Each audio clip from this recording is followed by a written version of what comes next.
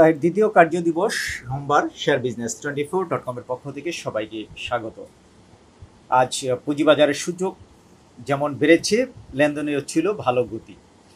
আজ পুঁজিবাজারের 25 পয়েন্ট বেড়ে প্রধান সূচক দাঁড়িয়েছে 5,760 পয়েন্টে। আজ যদি লক্ষ্য করি, ঢাকার পুঁজিবাজারের লেনদেন হয়েছে 674 কোটি টাকা। গত 6 মাসে মার্কেট রিটার্ন নেগেটিভের পরিমাণ কিন্তু কমে এসেছে, -3.48%। গত এক বছরে যা ছিল 8.31%।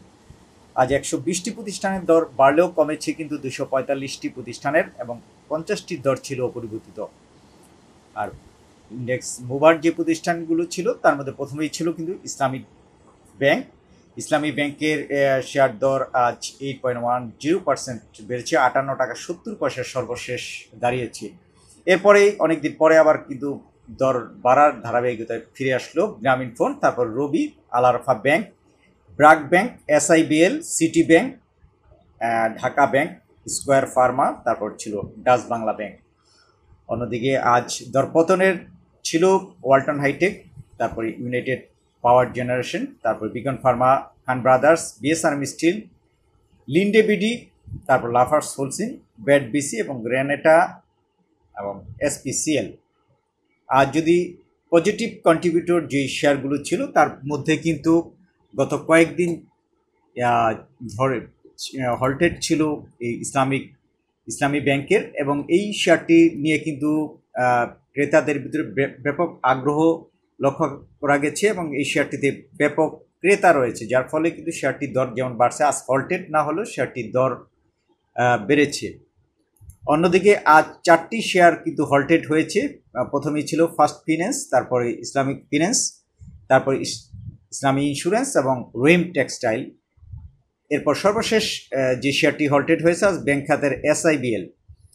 এই প্রতিষ্ঠানগুলোর মধ্যে রহিম টেক্সটাইল নিয়ে একটি খবর ছিল যে রহিম টেক্সটাইল নতুন করে বিনিয়োগে আসছে। এই খবরের ফলে কিন্তু এই রহিম টেক্সটাইলের দর আজ বেড়ে হল্টেড হয়েছে। বাজার সংশ্লিষ্টরা জানিয়েছেন যে এইসব দর, যে খবরের ভিত্তিতে যেসব শেয়ারের দর বাড়ছে তাদের কিন্তু দেখতে হবে প্রফিট না লোকসানে রয়েছে, সেই বিষয়টি কিন্তু খেয়াল রাখতে হবে। অন্যান্য বিষয়গুলোও কিন্তু মৌলিকভাবে দেখতে হবে, কারণ এই রহিম টেক্সটাইল কিন্তু এর আগে লোকসানি কোম্পানি ছিল, এরপরে কিন্তু মুনাফায় যদিও ফিরেছে, তারপরেও যে শেয়ারটির যে বিনিয়োগ বাড়ানোর যে খবর দিল, এর ফলে যে বাড়ছে দর, এই বিষয়টি কিন্তু বিবেচনায় রাখতে হবে। তারপরে ইসলামী ইন্স্যুরেন্সের, যেমন ইসলামিক ফিন্যান্স, ইসলামিক ইন্স্যুরেন্স, ইসলামী ব্যাংক, অর্থাৎ এই শেয়ারগুলো রাজনৈতিক পট পরিবর্তনের পরে কিন্তু ইসলামী নাম থাকলেই কিন্তু সেই শেয়ারগুলোর দর বাড়তে দেখা যাচ্ছে। বিশেষ করে ইসলামী ব্যাংকের শেয়ার দর গত 7 বছরের ভিতরে কিন্তু সর্বোচ্চ দরে আজ উঠে এসেছে।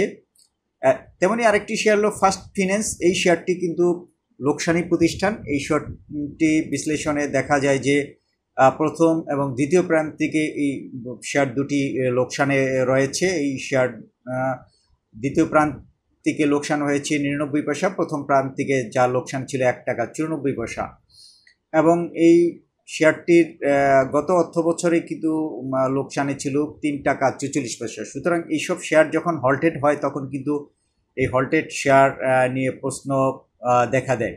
সুতরাং এইসব বিষয়গুলো যেমন মাথায় রাখতে হবে। অন্যদিকে এটা দরও কম, অনেক 4 টাকা 20 পয়সা। সুতরাং এখান থেকে কোনো কারসাজির ঘটনা ঘটছে কিনা সেটাও কিন্তু খতিয়ে দেখতে হবে।